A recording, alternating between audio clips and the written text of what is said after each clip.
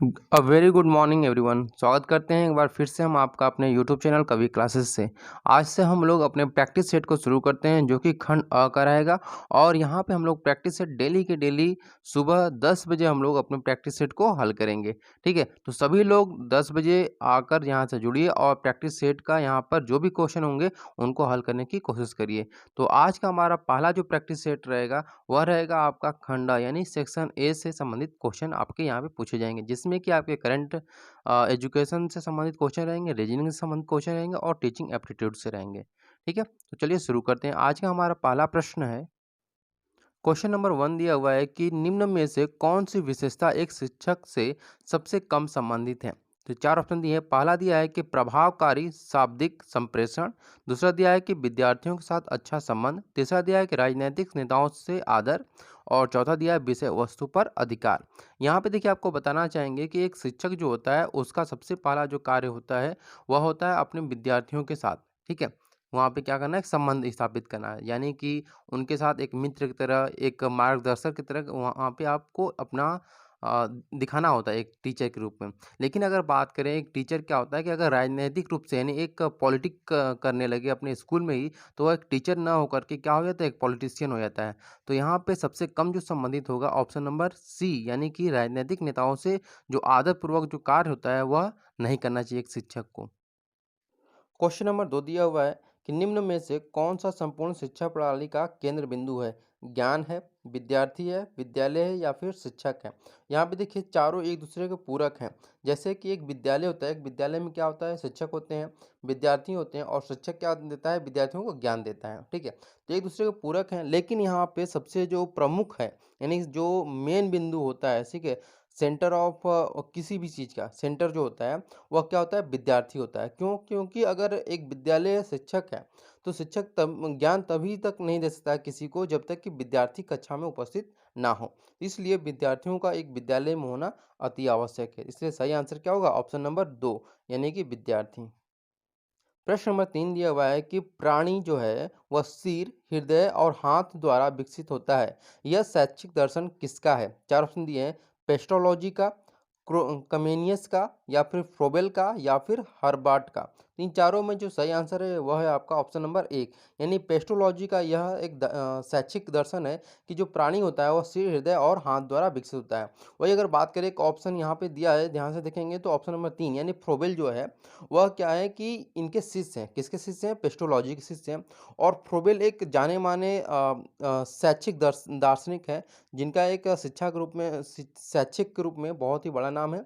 अगर हम बात करें जैसे आज आप लोग जानते हैं कि जो कॉन्वेंट स्कूल है वहाँ पे प्राइमरी जो प्री प्राइमरी स्कूल चलते हैं, जिनको किंडरगार्टन क्लासेस बोला जाता है, वह इन्हीं की देन है, फ्रोबेल की ही देन है। किंडरगार्टन का यहाँ पे जो संकल्प दिया गया था वह इन्हीं के द्वारा दिया गया था। प्रश्न नंबर 4 दिया हुआ है कि विद्यार्थियों का विश्वास जीतने के लिए शिक्षक को उनके साथ किस तरह व्यवहार करना चाहिए। पहला है माता की तरह व्यवहार करना चाहिए, दूसरा है कि यहाँ पिता दिया है, गलत है, यहाँ पे क्या होना चाहिए, मित्र। ठीक है, दूसरा है कि मित्र की तरह व्यवहार करना चाहिए या फिर शिक्षक की तरह या फिर पिता की तरह। तो यहाँ पे जो सही आंसर होगा वह होगा आपका ऑप्शन नंबर 2 यानी एक मित्र की तरह उसे व्यवहार करना चाहिए। ठीक है, अगर एक टीचर जो है वह मित्र की तरह व्यवहार करेगा किसी भी स्टूडेंट के साथ, तो क्या होगा कि स्टूडेंट उनसे ज़्यादा घुल-मिल पाएँगे और अपनी जो समस्याएँ होंगी, वह खुलकर उनसे बता पाएँगे। लेकिन हाँ, एक चीज़ और ध्यान रखिएगा कि जब एक टीचर और स्टूडेंट के बीच में कोई एक लाइन होती है, एक रेखा होती है, उस रेखा को अगर लाँघ दिया जाए, तो एक टीचर और स्टूडेंट के बीच में जो दूरी होती है, ठीक है, फासला होता है, एक सम्मान होता है, वह सम्मान ज़रूर होना चाहिए। अन्यथा वह एक टीचर और एक टीचर और स्टूडेंट ना होकर के एक मित्र, पूरी तरह से मित्र बन जाते हैं।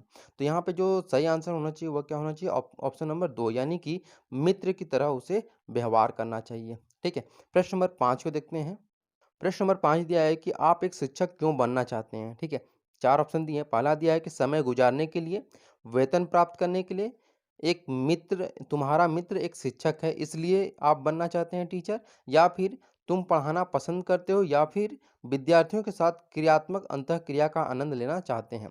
तो सही जो आंसर होगा वह होगा आपका ऑप्शन नंबर 4 यानी कि आपको पढ़ाना पसंद है क्यों? क्योंकि आप जैसे पढ़ाते हैं किसी विद्यालय में और विद्यार्थियों विद्यार्थियों के साथ क्या करते हैं कि क्रियात्मक अंतःक्रिया का जो आनंद होता है, जो एन्जॉय होता है, वह एक अलग ही लेवल का होता है। इसलिए आप एक शिक्षक बनना चाहेंगे।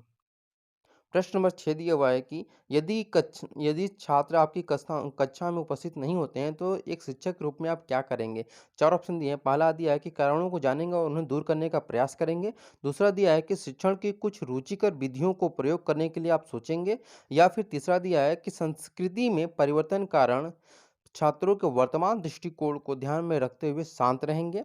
या फिर चौथा दिया है कि उनके अनुपस्थिति यानी जो एब्सेंट हैं के कारण छात्रों का दोषारोपण करेंगे, यानी कि आप बोलेंगे कि इसमें किसी गलती है तो छात्रों की गलती है।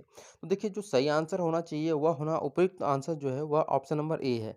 यानी कि उनके जो अगर कोई स्टूडेंट एब्सेंट हो रहा है तो उनके कारण जानना चाहिए कि वो एब्सेंट क्यों हो रहे हैं और उन कारणों को दूर करना चाहिए। बहुत सारे ऐसे स्टूडेंट होते हैं जो कि अपनी गरीबी के कारण भी स्कूल नहीं आ पाते हैं जीवन यापन करने के लिए।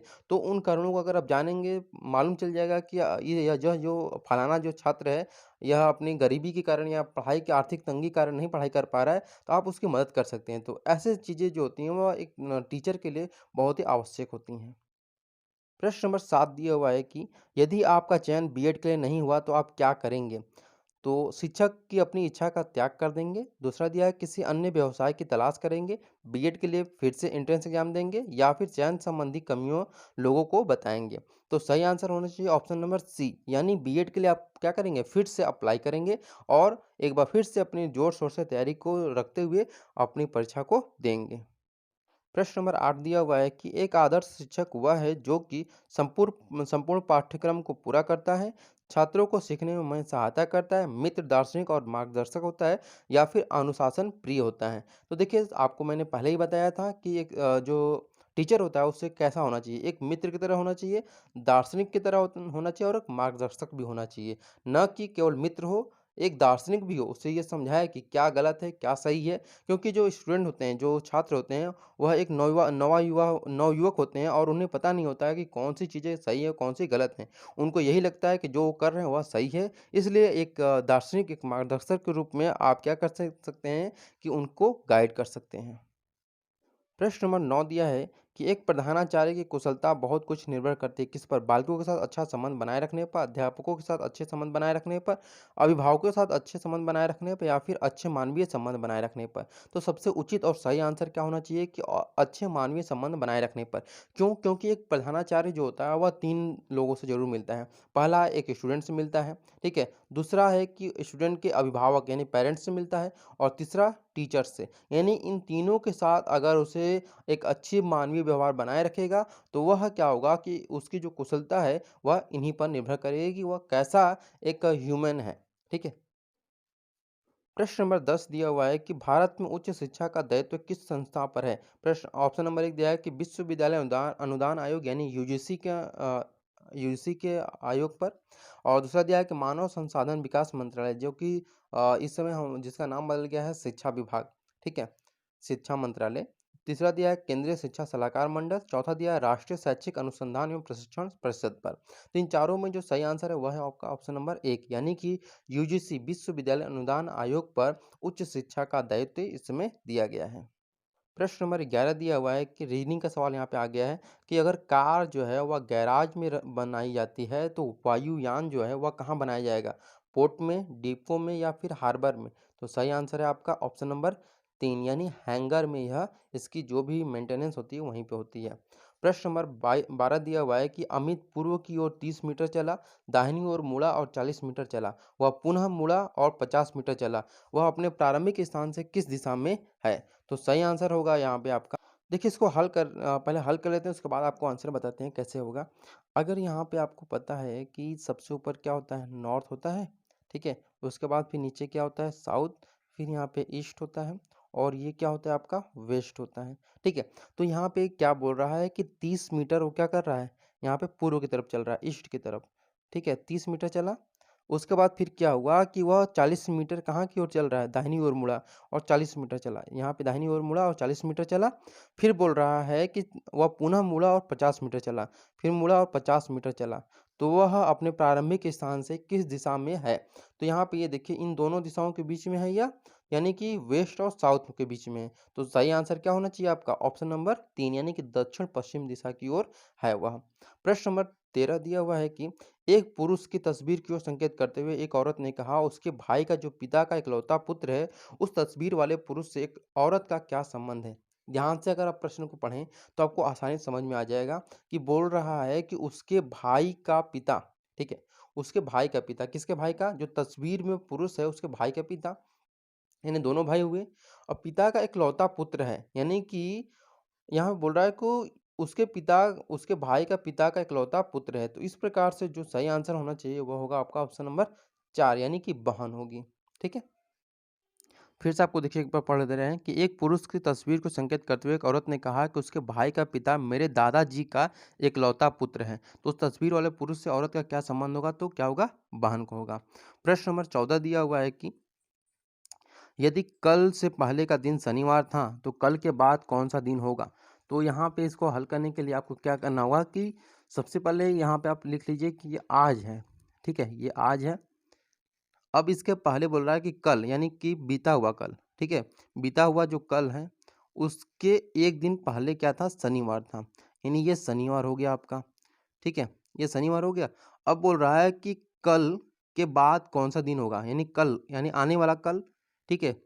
आने वाला कल के बाद कौन-सा दिन होगा? अगर यहाँ शनिवार है, तो ये क्या होगा? रविवार होगा, फिर ये सोमवार, फिर ये मंगलवार और ये क्या हो जाएगा? बुधवार हो जाएगा। इसलिए सही आंसर आपका होगा ऑप्शन नंबर 2 यानी कि बुधवार ये सही आंसर है।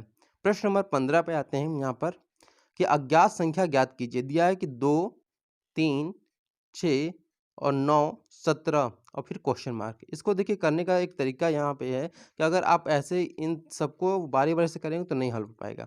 आपको करना क्या है कि 9 दूनी के 18 होता है, तो 18 माइनस 1 करेंगे तो कितना आ जाएगा? 17 आ जाएगा। फिर आपको क्या करना है कि 17 का 2 में गुणा करना है। तो 17 दूनी के 34, 34 माइनस 1 करेंगे यहाँ पे तो कितना आ जाएगा आपका? 34 माइनस 1 बराबर 33 आपका आंसर आ जाएगा। तो आपका जो आंसर होगा वह क्या होगा? ऑप्शन नंबर 4 यानी 33 सही होगा।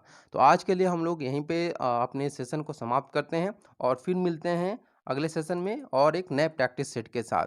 तब तक के लिए अगर आपको यह सेशन अच्छा लगा हो तो लाइक करिएगा और शेयर ज़रूर करिए और हो सके तो सभी के सभी लोग जो भी नए यहाँ पे आ रहे हैं वह इस चैनल को ज़रूर सब्सक्राइब करिए, यानी चैनल का नाम है कवि classes. Thank you for watching this video.